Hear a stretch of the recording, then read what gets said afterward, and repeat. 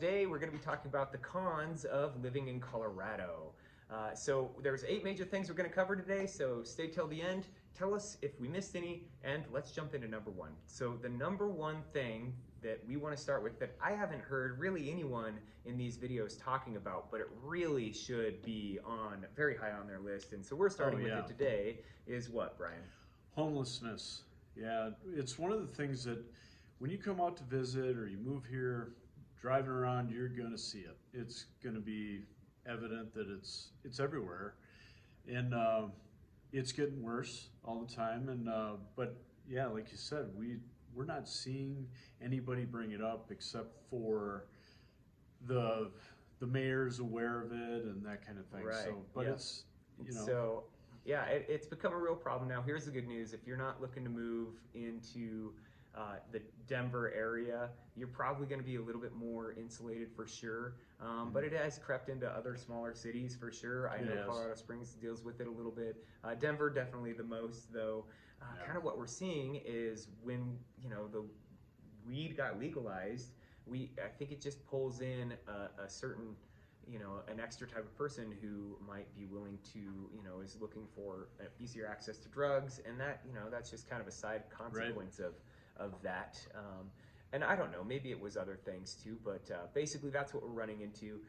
What we're seeing a lot though is it used to be really concentrated in particular areas of downtown, and it's spread quite a bit more. So where if you were before not ever coming to the downtown areas, then you were kind of insulated from it, but now we're seeing it. I know some of the smaller towns outside of Denver, they recently, in the last year or two, they started having some problems, and they shipped them back to Denver. Yeah, they ship them back, is what I understand. Which I don't know if that's right or wrong, but, it is what it is.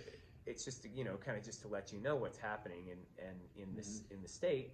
Now the good news is the mayor who just won this last election, all of the candidates for mayor here in Denver, they all ran with their number 1 plank being issuing the homeless, addressing the homeless issue. And so that's good news. It is something they're working on. Both sides of the aisle seem to be behind this now.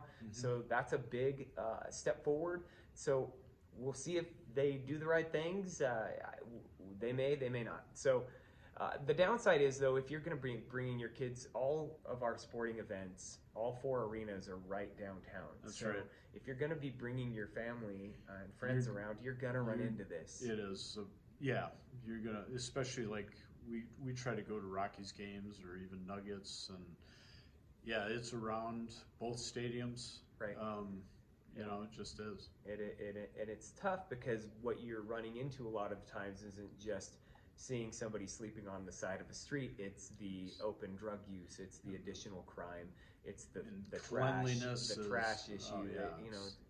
Unfortunately, if they packed up and cleaned all their stuff every day, nobody would probably care if they didn't do those things. I wouldn't mind if you slept on the street if it was clean and you weren't, creating crime and open drug use, but yeah, that unfortunately is not the case. So that's number 1. Let's get past that. Let's go to number 2. Brian, what's number 2? Number 2 is altitude, and we're called the Mile High City because we're higher up, but with that, the altitude, if you've ever been to Denver or moved here or lived here, altitude sickness is a problem, and but it's something that people can experience very, very short term, but like you can get headaches, bloody nose, dryness, you get tired. There's a number of things that happen, but you want to drink a ton of water, and if you're in the city, it's one thing. I've seen people come out here and they'll say, yeah, I feel a little tired, but then they go to the mountains, which is much higher up. Right. Then all of a sudden it's like a different, like 4 times, and now all of a sudden they'll feel like they're hungover. Right. And they'll be, God, I don't know why I feel so weird. I didn't do anything. Right. Well, yeah, you might have had 1 or 2 beers the night before, and all of a sudden that's going to hit you like you really had a lot. Yeah. So what happens is your body doesn't metabolize alcohol either, by the way. So if you're drinking at altitude, you will get inebriated much quicker than Yes. when you're at sea level. So you'll save money. You will. You'll be a cheap date, which is kind of a benefit if you think of it that way. But you do have to be really careful because it can really get away from you if you're, Mm-hmm.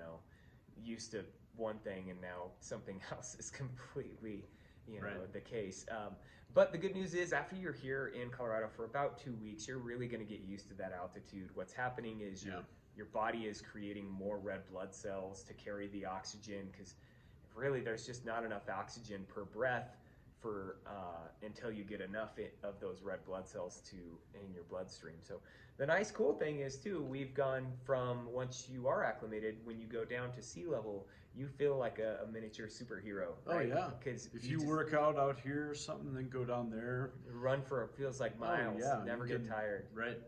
So Right. that is a benefit. And that's why Boulder has actually quite a few of the major elite athletes in triathlon running.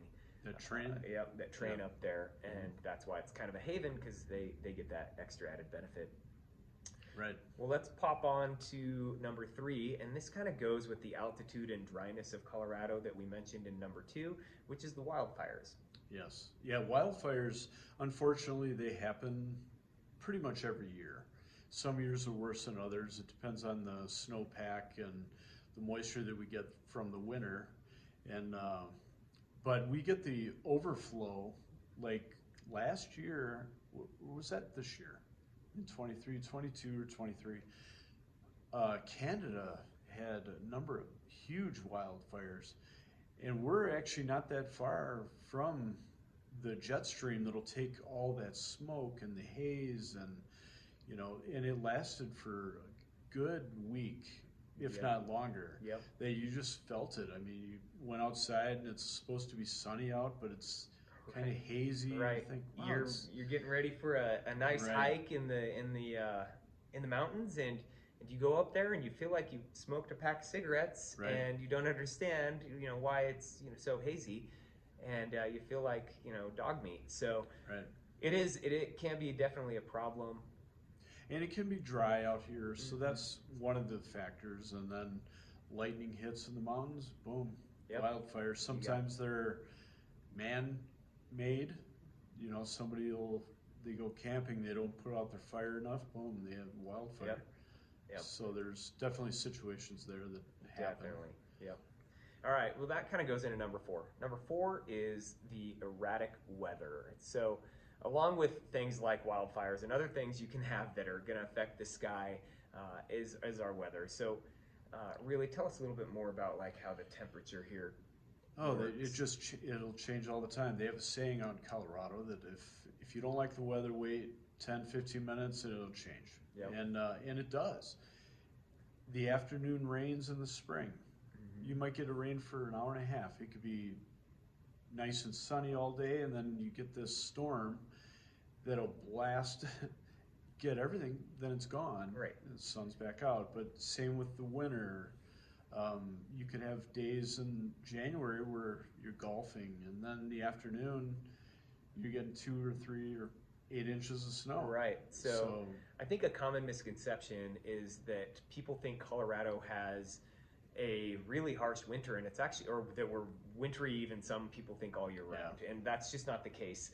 We have very warm summers, we have very temperate springs and falls, and the winters are, they're not bad, they're not horrible. Now we do get, I would say, 5 or 6 really big snowstorms, not big, but potentially like multiple inches on the ground a year.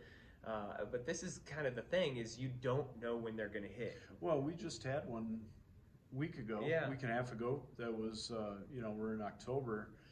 I think my house got about 12 inches, 10 to 12. Right. And but it was melted off the roads. Day later, Right. day and a half, you're driving. I mean, there's still snow on the grass and everything, but it was gone quick. The big issue with these, though, is really twofold. One issue with this, though, is really twofold. And the cons is that, one, it's really hard to plan for, whether that's long-term or short-term. If you're trying to have a wedding, for example, in April, you might have a 75-degree, beautiful spring day, or you could have snow or rain. and you really don't know. So that long-term planning is really hard. And then just the day-to-day planning, because it is such a quick changing type of thing. We always say, like, wear layers, keep a jacket in your car, you just never know. There's been many times where I've gone to a sporting event and it starts out freezing, or it starts out regular, and then when the sun passes behind the the stadium, all of a sudden it drops 20 degrees in 30 minutes, and all the time. you're just rinsed, so it can be really tough. And now, I personally like that because I've grown up here and I enjoy that erraticness, and I enjoy the you get used to it. You do. I mean, but you have to plan. If you don't plan for it, it's going to get you. It can really get you. And just remember, like, we can have snow anywhere between October and May. So it's very, obviously it's a bell curve, and you got 3 months. Yeah. June, July, and August. Yeah, that you're pretty much guaranteed and to maybe not have September any. too. Yeah, right. So 4 months that you're not going to have snow in most cases. Exactly. Now, if you're in the mountains, you can. Right. I mean, it's 100%. Some of the ski hills will stay open till almost in July, I think. Right. Yep. And it's crazy. I haven't gone skiing at that time, but. Yep. And one other kind of little downside of the weather is that if you have kids and you want them in a summer sport and they're really serious about that sport, it's not going to be as advantageous as some of these warmer climates where they can play year round, like your Floridas, Texas, Californias. You were telling us about like baseball, for example. My son's really into baseball, and we travel to the warmer states like Arizona. We've gone to Vegas, and one of the tournaments we were in last year in January, we met one of the teams that already had, I think they had 45 games under their belt. And you were on game one. We were on, this was our first tournament. Perfect example. And so they get more reps by far, and but it's just one of the necessary evils. You kind of deal with it. Yeah. Now we do train inside, indoors, but it's not the same. Right. The access is quite a bit harder. Right. All right, well, let's jump to number 5. Number 5 is our traffic, and it really does go along with the prior two, with the just general weather and the well, not really the wildfires, but it really does go along with the traffic, or with the weather, where traffic here can be an issue, I think, in 3 or 4 different ways. The first one being that we do have a lot of people who aren't from here that are transplants, and so we have a lot of, people say our drivers are bad, and I tend to agree. Now, I don't think anywhere in the U.S. has really good drivers. Go to Germany, you'll see how amazing their drivers are, and we don't have that. But because of that, you've got a lot of different driving styles, so that's kind of a downside. People that move here from the warmer states, California, Texas, and when they come out here and they see snow, you probably don't want to be on the road. They don't. Next to them. They do a couple things that are just things that they wouldn't know to not do. For example, just because you're not sliding in one area doesn't mean you won't slide in another. Oh, number 2, you probably got to have pretty good tires here. So many times you see somebody sliding across a couple of lanes, and you look at their tires and they're bald, and you look at their license plate, and it's from a warm weather place, and you're like, okay, well, they didn't know, because you can get away with that a lot of times in a warm weather place, having subpar tread. But here in Colorado, a good set of all seasons or even snow tires, depending on your car type, are invaluable. Yeah. You can't go to the mountains without good tires. You certainly can't go with a rear-wheel drive car. You might not get up there, but it's dangerous. Yes, it's absolutely dangerous. And every time you will go, you will see that there are cars going up there that shouldn't be. That should not be. All right. That kind of leads us into number 6, and that's crowdedness. Not only because of the transplants we were talking about, and it does affect our traffic, but also with our trails and our mountains and things that you know, you see those Instagram posts where it's like somebody's doing something beautiful and then in reality they show the behind the scenes and there's people everywhere. That's kind of how Colorado's gotten. You know, it's a lot more crowded than it used to be, Right. which definitely affects what we've been talking about with traffic here. Yeah, population here, we've increased every year. I mean, there's a handful of people moving out, but there's more moving in. Yep. And the supply and demand for housing and Yep. everything is just, it's taxing. Yep. Well, and that kind of brings us to number 7. Number 7 rolls right into this with our prices and the cost of living. Is your battery dead? It's dead. And it went from 20% to like turning off. Let's just finish it on yours. Yeah. And you can send it to me, and that's fine. I know what the last ones I'll are. just set it. We're So on. housing. Yep. So. Oh, so now. Yep. So housing, So and then the lights off now. Oh yeah.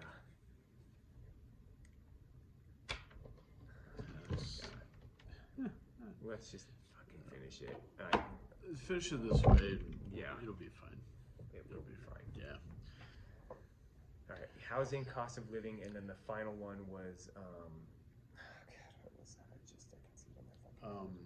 It was Politics. politics. Yep, and we Okay. can brush through that pretty quick. Okay. And so that kind of leads us into our 7th one, which is the price of things and the cost of living. Yeah. Now, with cost of living, you know, we were just talking about how crowded it is, and when you have all these people coming in, of course, it's just going to get more and more expensive on housing. We've seen, you know, housing prices in the last 20 years double to triple in value. Oh yeah. Pretty easily. I mean, my house from 2008 to now has 2.5 times Yep. value. Easy. Yeah, and so they always say the best time to buy is yesterday, or a week ago, or a year ago, or whatever that is, and I still think that's generally true. We are probably seeing a little bit of a slowdown in the marketplace right now, but it's not a pricing fallout. I would say, based on the numbers I saw yesterday, that you are now seeing houses just go for basically the prices are more leveling off, and the houses that probably didn't deserve the price they were going for a year ago, Right. Yeah, those are really starting to come back down to earth. Yeah, when the interest rates were lower, you know, the appreciation was kind of crazy actually. It was, yeah, around Now 14, it's 15%. Now it's you know, low single digit Yep. And so appreciation. you can expect, I mean, the good news is if you're trying to buy a house now, this is actually a good time because of the availability and the supply in the marketplace, the lack of need to compete. 2 years ago, if you're trying to buy a house, you had to bring in $10,000 to $200,000 extra to overpay for that house. You don't need to do that right now. And you were limited on negotiation. Now you can. There's a number of ways to get the rates down by asking for concessions or asking for inspection items. A popular thing we're seeing right now is getting the seller to pay your rate down, so you can actually have a rate from 2 years ago. So you get that payment from 2 years ago, and you don't have to compete on the house. If you're interested in that, you can ask us about that as well. We both work in that area. Right. So then kind of the final piece to all of this is the number 8 is the political scene in Colorado. So where you buy will matter for you probably, especially if you fall on one or the other end of the political spectrum. So what you're going to see in general is that in the more rural areas, in the smaller towns, you're going to have a lot more kind of red-leaning areas, a little more conservative. And in the cities, you're going to see definitely more blue. Now, Colorado is considered a purple state in the sense that it has both, but they are very like localized in the sense of they're not really like the cities aren't purple. The cities are very blue. You know, rural areas aren't purple. They're very red. So it's not uncommon. It depends on the year. They shift here and there. Totally. But, you know, it's. But it's definitely something you're going to want to keep in mind when picking where you want to live, if that's something that matters to you. For example, Colorado Springs, even though it's our second biggest city, is very red, where Denver is very blue, and they're only an hour apart. So it's wild the difference you can get, but if that's important to you, you've got to keep that in mind, because that could, we all have been in a situation where... And Boulder's kind of its own. Yeah, Boulder, it's its own rules. So that, guys, wraps up the video today. If you have any questions or comments, please leave them below. We would love to hear what we missed. Are we wrong about any of these? Did we miss anything? Let us know, and we'll see you on the next one. Yeah, let us know what's important to you. Catch you on the next video. See you.